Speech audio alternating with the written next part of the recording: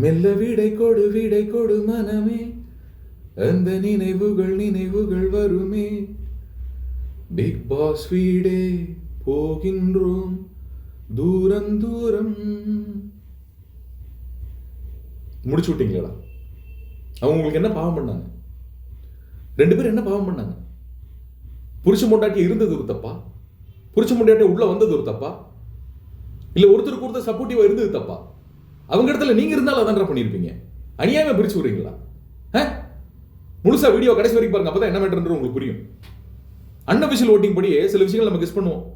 இந்த வாரம் ஒருத்தர் வெளியே போறதுக்கு வாய்ப்புகள் இருக்குன்றத நம்ம மட்டும் கதர்னு கதறிட்டு இருக்கோம். யாருன்னு பாத்தீங்கன்னா சாண்ட்ராவோட புருஷனாகிய பிரஜின்.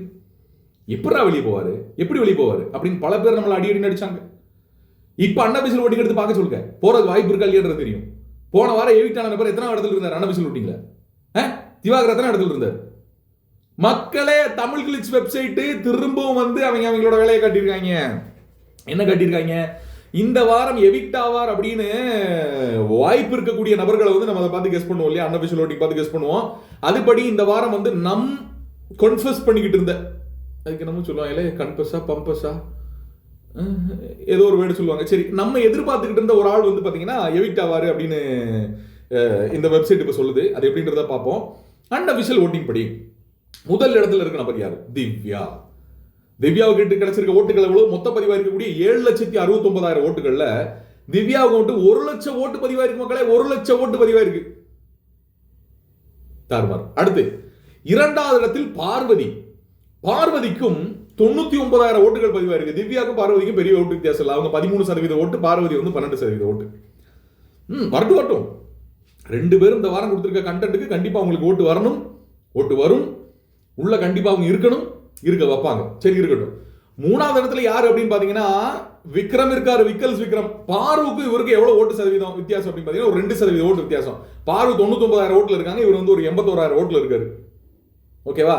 1 2 3 முடிச்சா 4வது இடம் பாத்தீங்கன்னா சபரிநாதனுடைய போன வாரம் பயங்கரமான பல்ட்டி அடிச்சு பயங்கரமான விஷயங்கள்லாம் பார்த்ததுக்கு அப்புறம் இந்த வாரம் பாத்தீங்கன்னா அவருடைய எனக்கு என் தங்கச்சி மட்டும் போதுங்க, நைட்டு வந்து அவன் கிள்ளிட்டு போனான்னா அது மட்டும் எனக்கு போதுங்க அப்படின்றதெல்லாம் பார்த்ததுக்கு அப்புறம் மனது உருகி போய் பல பேர் வந்து சபரிநாதன் ஓட்டு போட்டிருப்பாங்கன்னு நினைக்கிறேன். சபரிநாதன் 4வது இடத்துல இருக்காரு. விக்ரமுக்கும் சபரிக்கும் எவ்வளவு வித்தியாசம் பாத்தீங்கன்னா 2% ஓட்டுகள் வித்தியாசம். அவர் 81,000 ஓட்டுகள் இருக்காரு, இவர் 64,000 ஓட்டுகள் இருக்காரு. சரியா? முதல் இடத்துல இருக்கவங்க 1,00,000 ஓட்டு, இப்ப 4வது இடத்துல இருக்கவங்க 64,000 ஓட்டு, ரெண்டுக்கு நடுவில் 30,000 ஓட்டு வித்தியாசம். இப்போ 5வது இடத்துக்கு வருவோம். 5வது இடத்துல போன வாரம் எவிக்ட் ஆயிருவாங்க, போன முந்தின வாரம் எவிக்ட் ஆயிருவாங்க, போன முந்தின வாரம் எவிக்ட் ஆயிருவாங்க அப்படின்லாம் எல்லாரும் நினைச்சுக்கிட்டு இருந்த ஒரு பெண்மணி.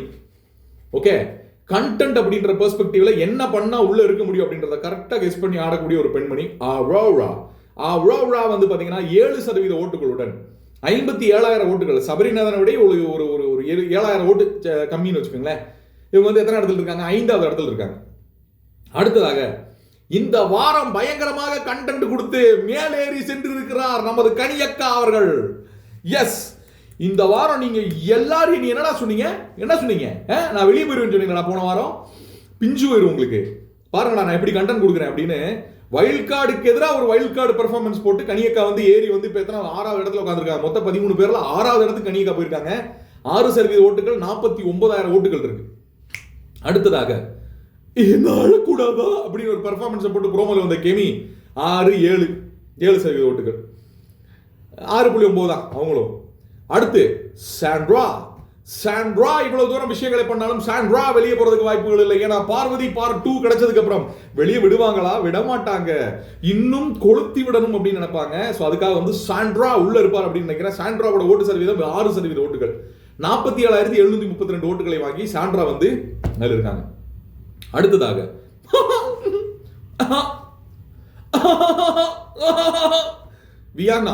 வியானா வந்து எத்தனை இருக்காங்க? 5.79% ஓட்டுகளுடன் வியானா வந்து 44,000 ஓட்டுகளை வாங்கி சாண்ட்ராக்கு அடுத்தபடி இருக்காங்க.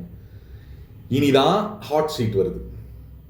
அமித் அவர்கள், நம்ம எதிர்பார்த்த பிரஜின் அவர்கள், சுபிக்ஷா அவர்கள், ரம்யா அவர்கள்.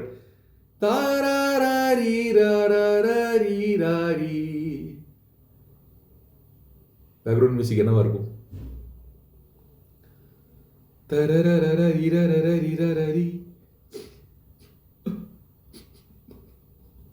பாப்பு போகாத பாப்பு. அப்படியெல்லாம் ஏதாவது ஒரு பெர்ஃபார்மன்ஸ் நடந்துச்சு, அவ்வளோதான், நடக்கிறதே வேற. அமித் 5.59% ஓட்டுகளுடன் கடைசியில் இருந்து 4வது இடத்துல இருக்கார், 43,000 ஓட்டு. பிரஜின் 5.56% ஓட்டுடன் கடைசியில் இருந்து 3வது இடத்துல இருக்கார், 42,000 ஓட்டு. சுபிக்ஷா அதே 5.52% ஓட்டுகளுடன் அதே 42,000 ஓட்டுல கடைசியில் இருந்து 2வது இடத்துல இருக்காங்க. ரம்யா 5.28% ஓட்டுகளுடன் 40,000 ஓட்டுகளை வாங்கி கடைசி இடத்துல இருக்காங்க. இந்த வாரம் டபுள் எவிக்ஷன் நடக்கிறதுக்கு வாய்ப்புகள் இருக்கு அப்படின்றத என்னுடைய கெஸ். ஏன்னா 2 வைல்ட் கார்டை இன்னும் உள்ள விடுவாங்க. அப்படின்னா 2 பேரை இந்த வாரம் தூக்கணும். உள்ள வச்சு ஒண்ணு இவங்க வச்சு கிழிக்க போறது இல்லை அப்படின்றது ஒரு காரணம் மக்களே. கண்டிப்பா இந்த வாரம் டபுள் எவிக்ஷன் இருக்க போகுது. ஒரு ஆண் ஒரு பெண் எவிக்ட் ஆகிறதுக்கு வாய்ப்புகள் இருக்கு. அப்படி பார்த்தீங்கன்னாலும் நான் சொல்றேன், இன்னொரு பெர்ஸ்பெக்டிவ்ல பார்த்தாலும் சுபிக்ஷாவும் ரம்யாவும் கம்பேர் பண்ணும்போது ரம்யா எவிக்ட் ஆவாங்க. சுபிக்ஷாவை உள்ள வச்சுக்குவாங்கன்னு ஒரு வாரம் உள்ள வச்சுக்குவாங்க. ஏன்னா அந்த பொண்ணு வந்து எல்லா இடத்துலையும் துப்பியாவது அது ஏதாவது ஒரு என்டர்டைன்மெண்ட் அப்படின்னாவது ஏதாவது ஒரு என்டர்டைன்மெண்ட் பண்ணுது. ரம்யாவால் துப்ப கூட முடியல அப்படிங்கிறதுனால வந்து ரம்யாவை வச்சு விட்டுருவாங்க. அடுத்ததாக பிரஜின் அமித் கம்பேர் பண்ணும்போது ஒரே ஒரு ஆள் உள்ள அட்லீஸ்ட் 24 மணி நேரம் 24/7 இவங்க ஒரு 18 மணி நேரம் கண்டென்ட் எடுக்கிறாங்கன்னா இதுல 1 மணி நேரம் நல்லா பாடக்கூடிய ஆளா அமித் உள்ள இருக்காரு.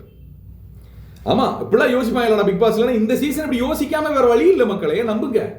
கண்டிப்பா இவங்க யோசிப்பாங்க. பாட்டு பாடினார்னா மக்களே, எத்தனை பேருக்கு அமித்தோட பாடல் அவ்வளவு அழகா இருக்கு அப்படின்றத கமெண்ட்ல போட்டு விடுங்க. அதுக்காகவாவது பிரஜின் அமித் இவங்க 2 பேரோட கண்டிஷன் பார்க்கும்போது அமித் உள்ள வச்சுக்குவாங்க. இன்னொரு விஷயம் சொல்றேன், பிரஜின் எவிக்டா இருக்க வாய்ப்பு. சாண்ட்ரா பிரஜின் இவங்க 2 பேருமே சப்போர்ட்டிவான ஒரு கேம் ஆடுறாங்கன்றது தெரியும். சாண்ட்ரா பிரஜின் இருக்காரு அப்படின்றதுக்காக ஒரு தைரியத்தில் ஒரு கேம் ஆடுறவங்களா இருந்தால் ஓகே, சாண்ட்ரா வந்து பிரஜின் வெளியே போயிட்டா எப்படி ஒரு கேம் ஆடுவாங்க அப்படின்றத பார்க்கணும்னு டீம் ஆசைப்படும். அது ஒரு ஸ்கிரிப்டா கூட இருக்கலாம்.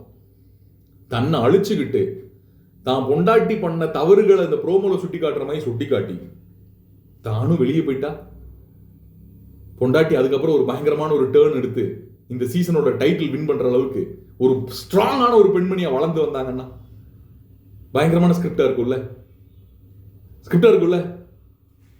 போடுறா ஏஆர் ரஹ்மான் பேக்ரவுண்ட் மியூசிக்க போடு.